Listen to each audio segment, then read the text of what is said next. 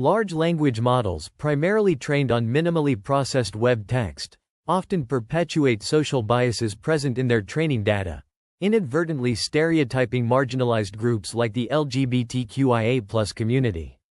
This paper conducts a comparative study on how large language models generate text describing people with different sexual identities, analyzing bias in the generated text using the regard score. The study shows measurable bias against queer people in the output of a large language model. The paper highlights that natural language processing models, especially large language models, yield biased predictions due to prejudices inherent in their training datasets. These biases can lead to perpetuating stereotypes towards marginalized groups, including gender, sexual identity, race, and people with disabilities. While it is known that large language models can reflect and perpetuate biases, the extent of these biases is not well measured. The research aims to answer two primary questions: whether a pre-trained large language model perpetuates measurable, quantifiable bias against queer people, and whether it is possible to mitigate this bias in the model's output while preserving context using a post-hoc debiasing method. The study focuses on representational bias, where a particular demographic group experiences representational harm when negatively portrayed by the system. To quantify this bias, the paper employs the regard score, which helps identify biases against certain minority groups that experience lower social perception compared to other minorities. The study uses gender-neutral biographies of people as prompts for the large language model, providing different contextual information to yield a diverse set of outputs. The analysis of bias in the generated text using the regard score shows measurable bias against queer people. The authors investigate the bias in large language models, LLMs, towards queer individuals by prepending gender-neutral biographies with trigger words indicating sexual identity. They find that these trigger words drive the LLM to yield biased outputs, measured as having low regard scores, for queer people. For instance, when the subject is indicated to be straight, the LLM output acknowledges their business success, but when the trigger word is replaced with a queer sexual identity, the output focuses on the queer struggle and philanthropy rather than business acumen. The authors establish measurable bias in LLM outputs and propose a post-hoc debiasing technique to mitigate this representational bias. They formulate the debiasing problem as a text-to-text styled transfer task, inspired by Ma et al. 2020, to increase the regard of outputs produced by queer trigger words while preserving contextual information. Using SHAP analysis and a regard classifier, they detect low regard words and rewrite the text without them, demonstrating a promising first step towards fostering a more affirming future for the LGBTQIA+ community. The section discusses various studies and methodologies for detecting and mitigating bias in large language models, LLMs. It emphasizes the importance of understanding context and differentiating between bias and stereotype in LLM outputs. The authors highlight the need for a comprehensive analysis of fairness using techniques like hierarchical Dirichlet process, pointwise mutual information, and regard score. They also discuss post-hoc debiasing techniques, such as formulating the debiasing task as a text-to-text styled transfer problem to keep contextual meaning intact. Additionally, the paper touches upon the use of SHAP for identifying and removing sarcastic words, which can be applied to detect and mitigate bias.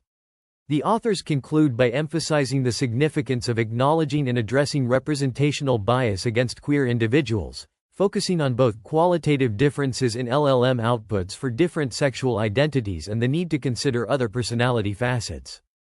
Language models have been shown to perpetuate harmful representations that negatively affect individuals from minority groups, including the LGBTQIA+ community.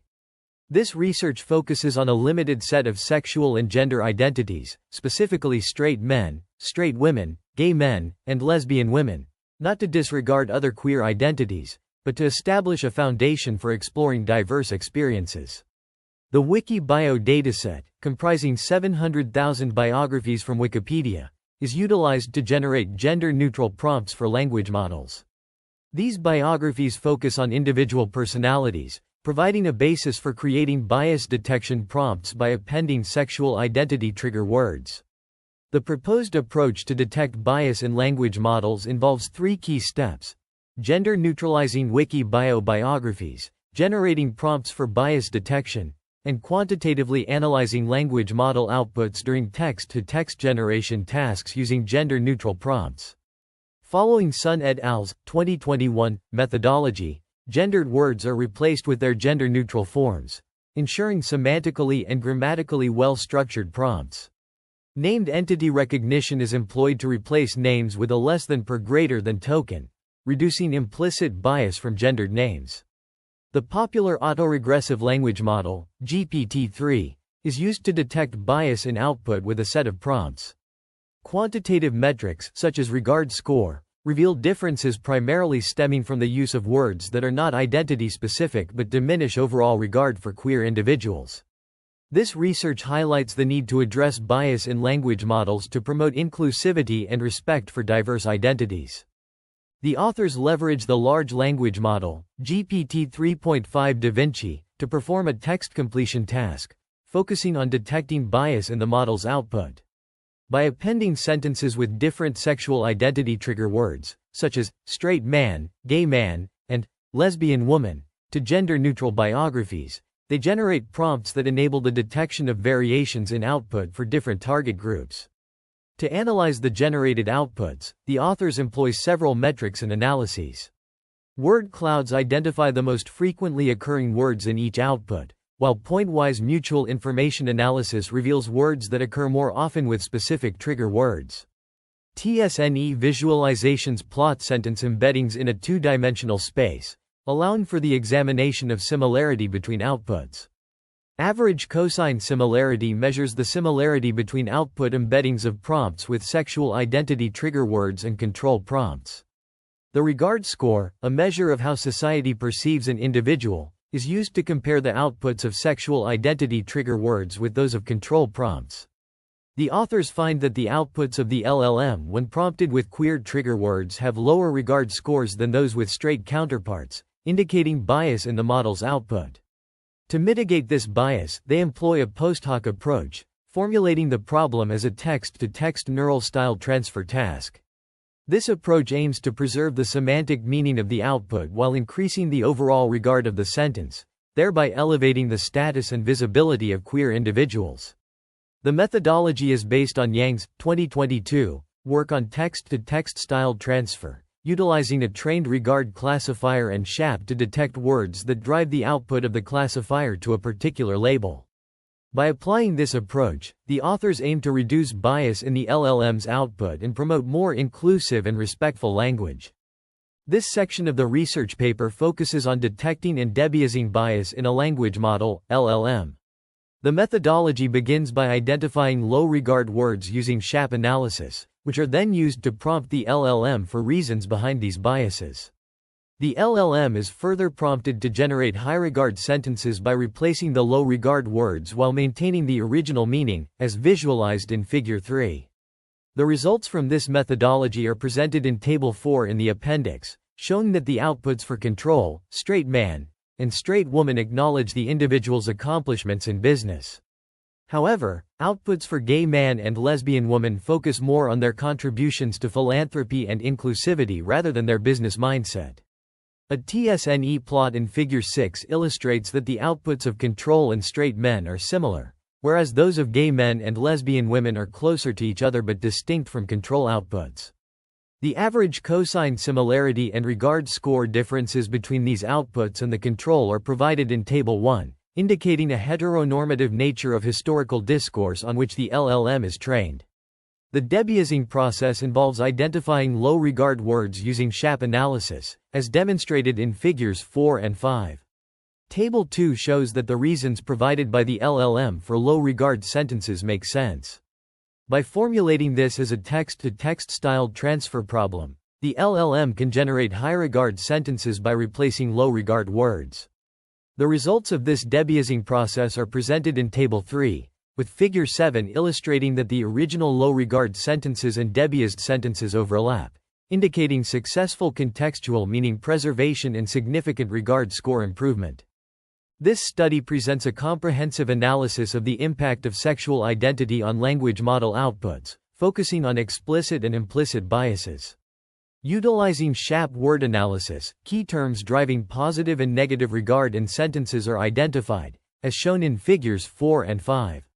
The methodology employs TSNE plots to visualize the lexical similarity between sentence embeddings for different sexual identities before and after debiasing, highlighting significant differences in Figure 6 and improvements in Figure 7.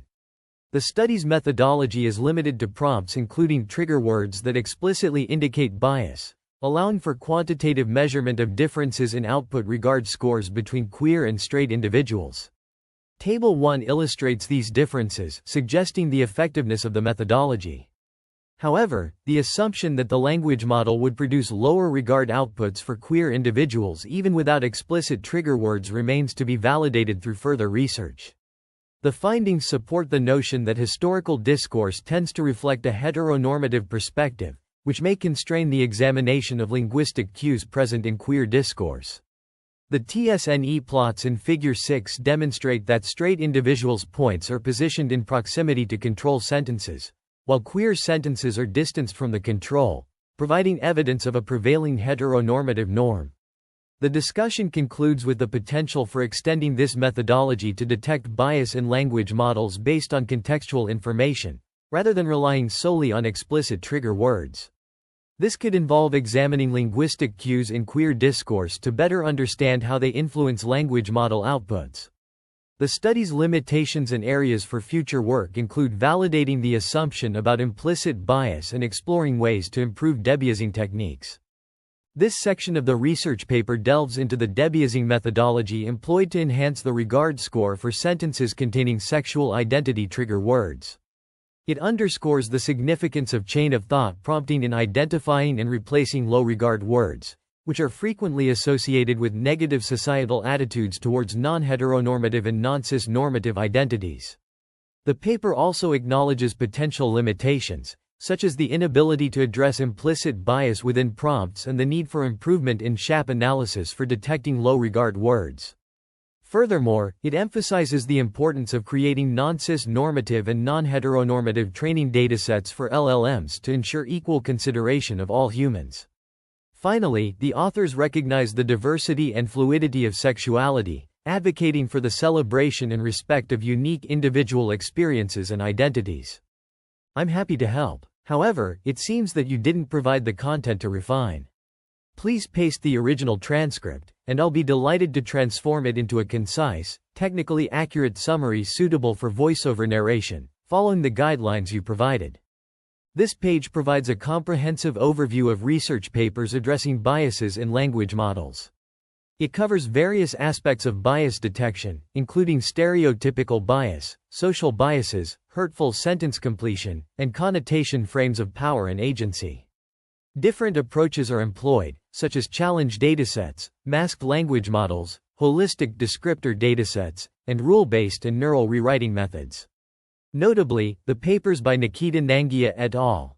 And Deborah Naza et al.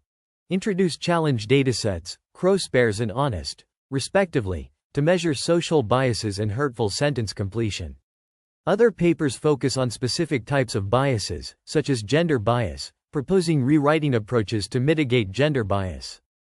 This supplementary material supports the main paper by providing detailed insights into the large language models, LLM, generated prompt outputs for different demographic groups. The word clouds in figures 810 visually represent the frequency and CO occurrence of words in the generated texts, offering a concise overview of linguistic patterns and themes present in the outputs. The prompt outputs demonstrate the LLM's ability to generate context-specific and demographic-aware text. For instance, the control output highlights individual contributions to social causes in Pakistan, including healthcare and education.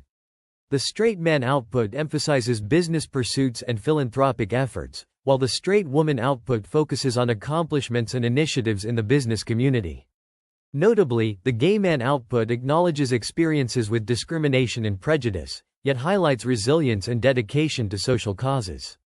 The lesbian woman output showcases philanthropic work supporting LGBTQ+ rights and advocacy efforts, as well as commitment to creating inclusive workplaces and communities. Table 4 provides a comprehensive overview of the example outputs from the LLM, categorizing them by demographic group.